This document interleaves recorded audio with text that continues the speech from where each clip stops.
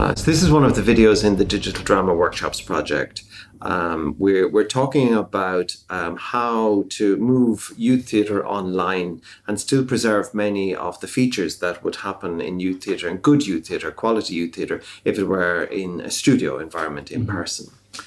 And most youth theatre works in a long-term commitment from young people where they form an ensemble, for example, is the word we use for the group, where they come together and are part of an ensemble that might last anywhere between 2 years or 6 years, depends on that ensemble's interest. They kind of grow together as a group of young people, and they develop projects that suit them at various stages of their lives. One of the major things that youth theatre is not, on which it should not be online either, is school. It shouldn't look like school or feel like school. There are many features of youth theatre that are different. You know, it's participatory, it's voluntary involvement.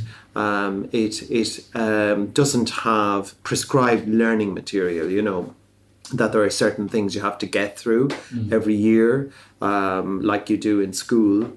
There are no modules, really. You know, we don't have a module on, say, Stanislavski, or a module on voice work, or a module on viewpoints, or an acting technique that occurs every year, that kind of thing. These things are studied, but they're studied when the young person is ready, or the ensemble is ready to look at this particular thing. There's not strict attendance either, as there would be in school. Neither is there benign propaganda. By that I mean that when an ensemble devises or creates a piece of theatre about a theme that they choose, they often don't know the results of that theme or investigation, shall we say, until they perform it, or until they research it at least. In a benign propaganda, it's something like maybe saying that drugs are bad for you. You know, it's a propaganda, but it's benign. It's good. It's a message that's very clear. Working together in teamwork is good. You know, those are benign propaganda messages, and quite often we find in ensembles that this messaging is there, but our young people won't necessarily make anything or get engaged by that because they know this already. They know those messages already, so they're not going to make plays or devise pieces about stuff that they know and that they're sharing with the world. You know, that it's good to be kind and all of those kind of things. They want to go a bit deeper, and they want to investigate a bit deeper. They want to find out what they don't know. They don't want to make plays about things that they know and that the audience knows, and that we're all sharing in this idea that, you know, what is being said on the stage we all sign up to or agree with. So known conclusions, if you like. We're not making theatre about conclusions that are already known by everybody. Instead, youth theatre and good youth theatre employs what I call a pedagogy of surprise. That means it's a learning style, or a way of working, a way of learning that is based on surprise and based on the unknown. Young people will really be engaged with it if they don't know what will happen next. You know, if we can share this idea that the new and the unknown is full of potential, positive potential for growth and discovery, that you can learn unexpectedly there. So that's why we don't have modules. That's why we don't have, next week you're going to be studying this. Next week we're going to look for 3 weeks at Commedia dell'arte. You're going to turn up as a young person, and they have an idea it might be good in the workshop, because it has been so far, but they won't know what's going to happen, you know, necessarily. They can't predict exactly what's going to happen. And we try to keep it a little bit like that. I'm not saying that we cultivate mystery and suspense, rather that we just develop the unknown a bit more. So when people make theatre and they ask questions about things like, what should we do next, or how am I going to do this? My response as a facilitator is, I don't know. What will we do next? Or how are we going to do this? We find it out together. And that creates an ensemble that's very open to unexpected things, very open to proposals. So for example, they can travel quite easily with a show to another country, take part in an exchange, use the Erasmus Plus program. The basic guiding force behind what we're doing is asking the same kind of questions that scientists ask. Right. What would happen if? It's fueled by curiosity. So online workshops and online development programs also need to be fueled by these principles, you know. It's very easy when you're making an online workshop or a digital drama workshop to have it planned to the very last moment. Whereas we need to leave a lot more room in our workshops for the young people to discover stuff and to find out what that discovery is like, to process the discovery. We need room for their imagination and room for their curiosity. And when they're developing at this level, we can begin then to weave in some political and social issues into this theme or into this discovery. We're talking about helping a group have a sense of performing themselves, performing the self. It draws a lot on Erving Goffman's presentation of self in everyday life. There'll be a link at the end to this. It's an idea of performing a character that is fictionalizing your own experience, but really is partly about your experience. There's a sense of a backstage area, costumes and props that go to support this character. There's an idea that maybe you're showing many parts of yourself that you wouldn't normally show at once.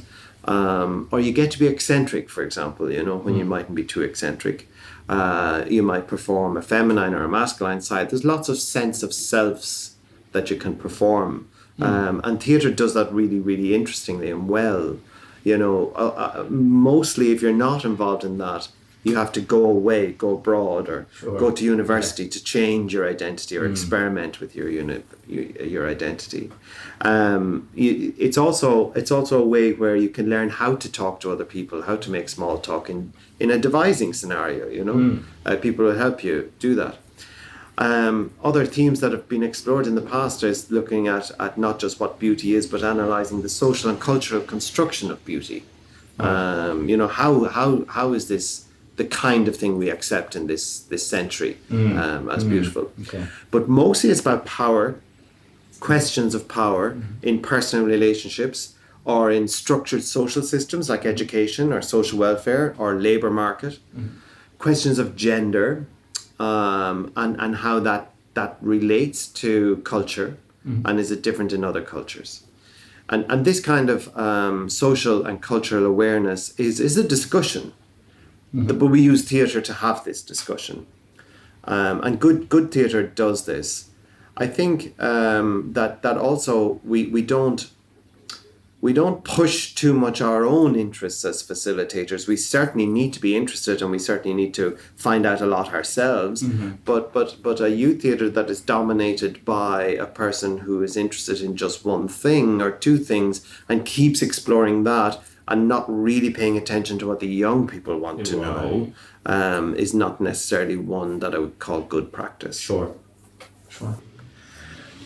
We focus as well on the much more on the method we do as trainers, as artists and as facilitators, much more on the method than on the content. The content is kind of up to the young person to provide, you know, the theme, the idea. But we're looking at teaching methods, how to tell traditional narratives, how to use unreliable narrators, how to tell stories that are cyclical, that have recurring structures.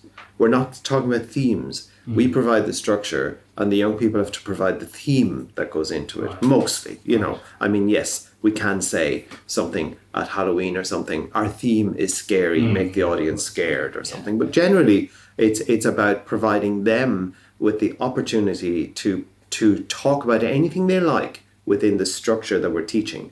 So we might be teaching verbatim theatre or commedia dell'arte or Shakespearean verse or performing classical drama, methods in doing this. And this is very different to what they're learning elsewhere. They're not learning these things in any other environment, and that adds to how it's engaging. It adds to its attraction as an art form. So what we're trying to provide, both online and offline, to sum up really, is an aesthetic engagement, where young people are engaged intellectually with learning the new method or trying to approach it or use it. They're engaged with their emotion because they're expressing their own themes and ideas and watching other people do the same thing. They're engaged with their bodies, and this is the hardest part to transfer online because they're moving in space and around each other. But a lot of our workshops online will have that physical element included. And they're using their imagination because they've got to connect what is happening in the drama, in the fiction, with what's happening in the political or social or personal sphere. They have to make that connection. Otherwise, it's too divorced from the reality of what they know to be true, of their lives. We're not talking about just focusing exclusively on documentary theatre, that it doesn't work unless it's completely 100% your life. No, we're talking about what's true, what they know to be true, because they know what fake acting is, they know what fake stories are, they know what sounds cliched, they know what sounds shamefully sentimental. They know this, so we avoid that kind of falseness. And their imagination then is used to make the connection with what is true. So I think it's the opposite of an anesthetic engagement where their senses are cut off. In this whole process, we're working with mental health, and that's one of the themes that we want to talk about, because many young people today, in the early part of the 21st century, are not really comfortable with being social, and they don't necessarily have the skills to be fully social or to develop social awareness skills like give and take and collaboration, getting to know people, approaching unknown people. They even see, in a way, the idea of an unknown person as a bit of a threat, a randomer or whatever it's called, rather than a welcome opportunity into another world. So part of what we're doing in youth theatre is teaching young people to be communal and social. We find recently as well, in the last 10 years or so, that many young people have anxiety or depression, and that they're trying their best to cope with this in their lives, and that very often youth theatre, or that space, is the place where they're engaged aesthetically. They don't have time, or their minds are not taken up in that 2 hours with any of the anxiety that they leave behind before coming into the space. When they leave, perhaps they might go back out into the world and into their home environment or school environment, and anxiety takes its role again. But what we're doing is a long-term process that we're really effectively repatterning neural pathways with new experiences and new material, particularly material that teaches young people not to be afraid of newness and of otherness. And not also to be afraid of a various set of skills like failure and challenging material, to feel a sense of achievement when they do something in group, with each other a lot of the time. Achievement that you present something and the others like it in the group and they applaud you. This kind of stuff gradually begins to take over the neural pathways, if you like, and you begin to forge memories and experiences based on this rather than on the thing that causes you anxiety. The thing that causes you anxiety doesn't go away. It's there, but it becomes easier to deal with because now you have a lot of other new experiences as well to compare to it or to go to in terms of default thinking. And that takes a long time, a year, 2 years, 3 years it can take for young people. So basically what I'm saying is that over time we notice that involvement in quality youth theatre replaces habits that are anxious making Okay. with habits that are not. Right. Habits Sure. that reinforce your sense of self and your place in the world.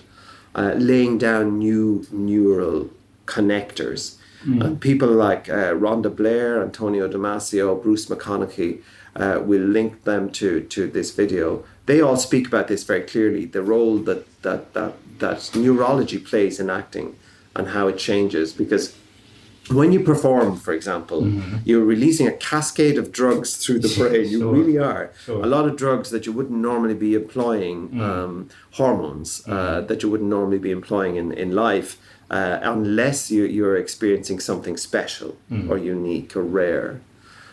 Performance, as has been said before, it takes a huge toll on the physical body and on the mental body, and can lift you quite high, if it's successful, so that after the show, for example, or after the workshop, it takes a while to come down from that. Yeah. Because you're releasing cortisol in greater quantities than usual. This is a hormone that helps you manage stress, the stress of performing, of being looked at, of having to create something. You're releasing adrenaline. That's the one that helps you manage threat and control a challenge or overcome a challenge. That's obviously there too. Serotonin, which balances out those two a little bit in calming you, that's being released. Dopamine, which rewards you for succeeding, and oxytocin, which makes you want to put on your most appealing qualities to get the group to like you. It's the big social hormone. So all those are happening, there and more in the new research that's being looked at. They're being released by actors all the time, and when you come through 2.5 hours of that.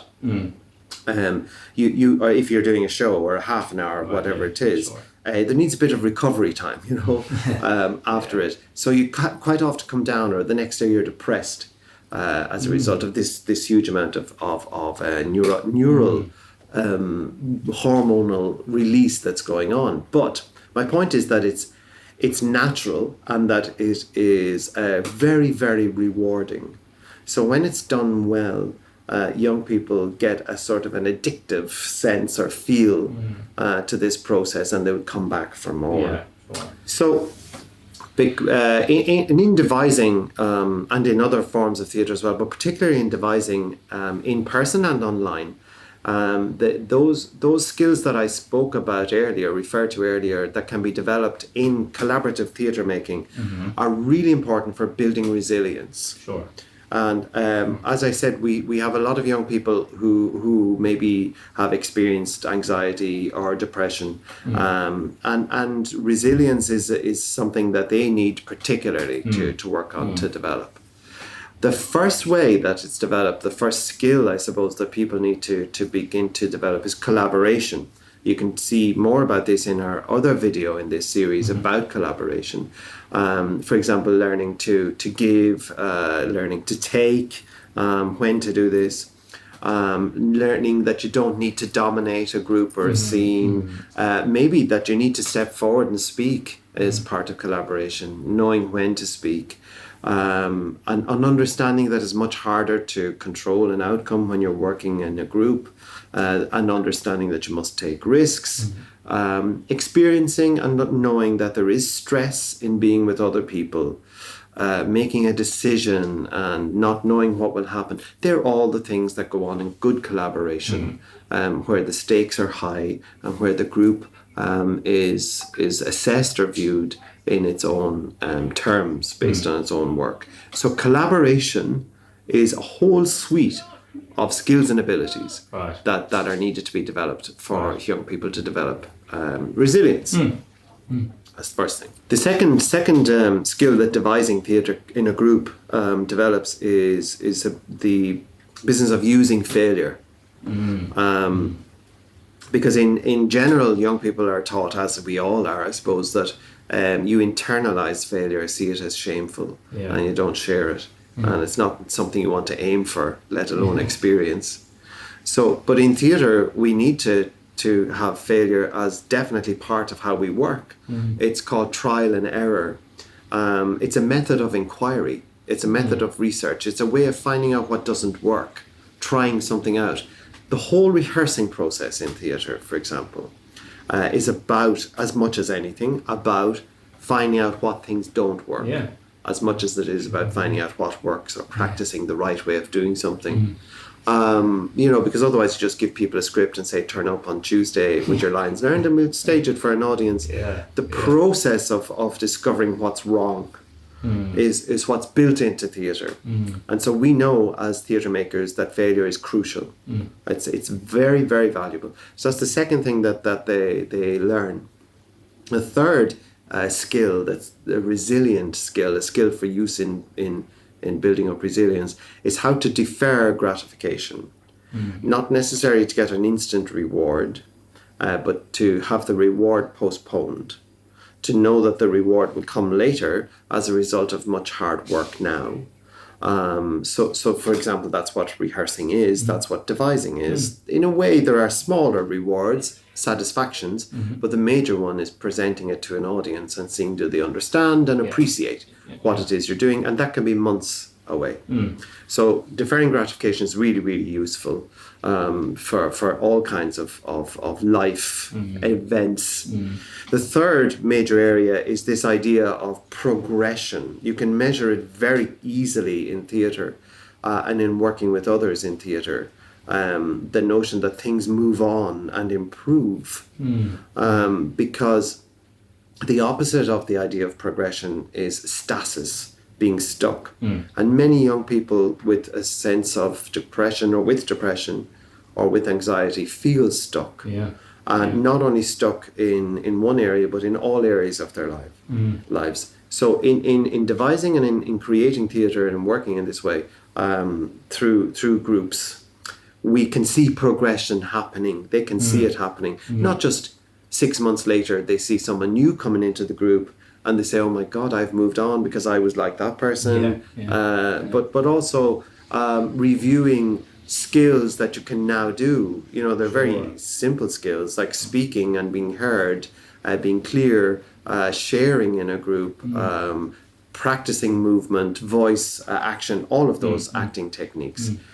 So you are replacing stasis and regression with progression in devising.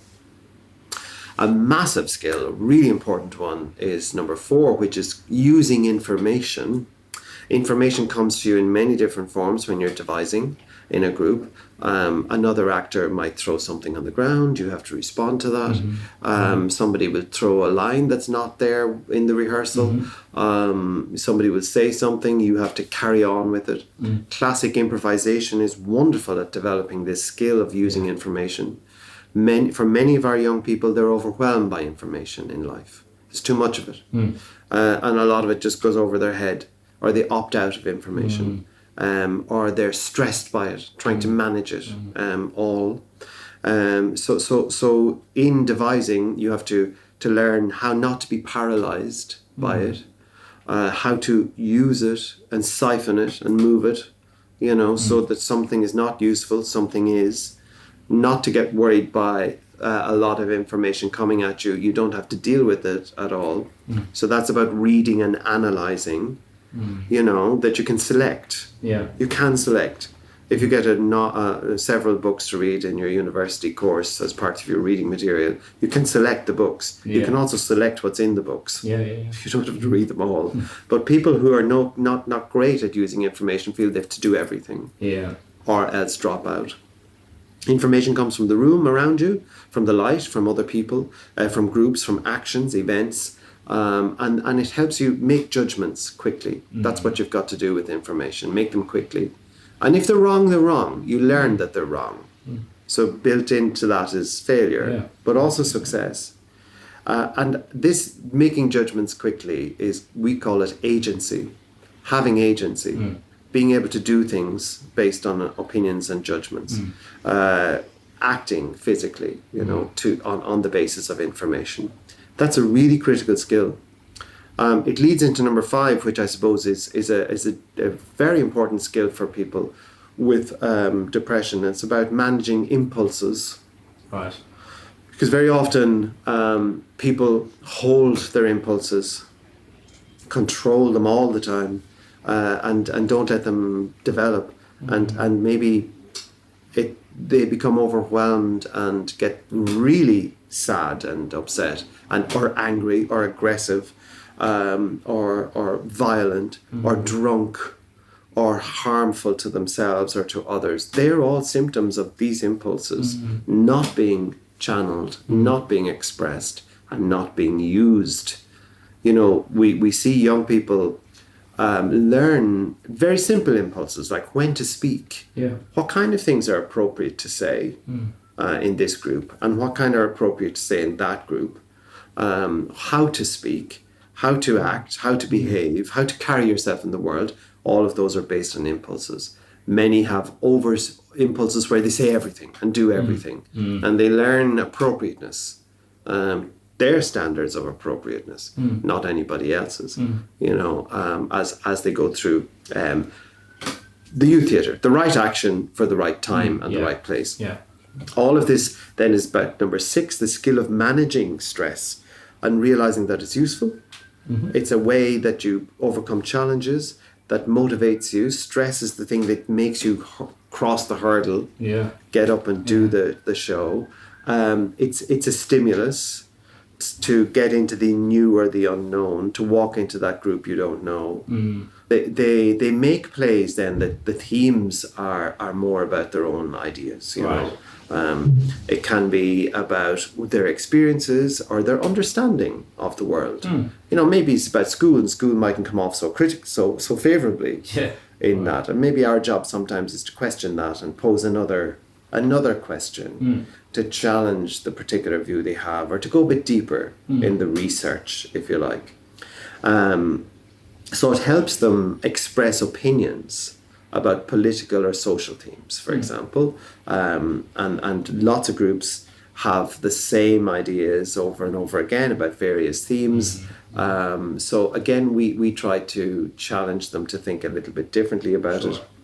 In a definite way, they are researching. They're researching the world around them, and they're making theatre about this. When you're devising, that's what you're doing. You're using yourself, your friends, the people you see, your family structure and your community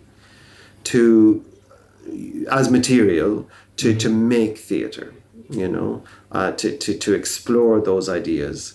And often those ideas are very critical.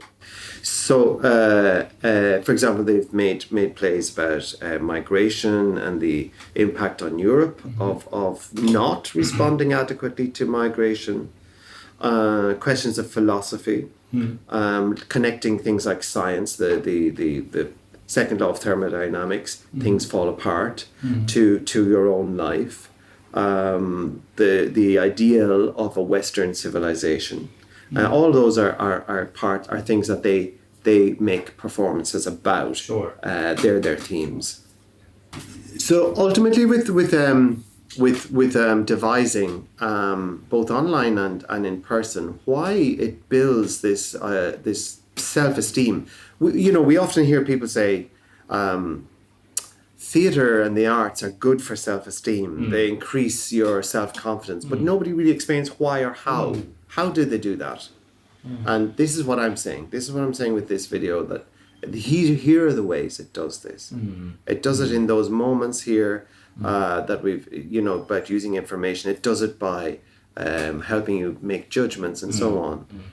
Devising does this. It also helps you reimagine your family, to create a new one. Older brothers, younger sisters, older sisters, younger brothers. This kind of idea of belonging is really, really important. And also, in devising, if something is good and the other people in the group like what you've done and appreciate it, it's not too big a leap to go from there to thinking about, well, if they appreciate it, they might appreciate me, the person doing the devising or doing the action. And so you begin to see yourself in that mix, that people appreciate you, they like you, they understand you, they approve of you, you're all right, that kind of thing. You begin to like yourself a bit more. And from there, we begin to think about, how can we change things then, in the future, go into the future, not just dealing with the present, but learning to transgress, as Bell Hooks writes about in her book on education, which we'll link at the end. Learning to be bold, not necessarily to completely conform all the time to systems, but figure out how can you change a system to suit your needs, Right. not the other way around. Yeah. So you don't spend your life trying to change your needs so that you can fit into this system, that system, and the other one. You change the system, if possible, so that it can satisfy your needs and other people's needs.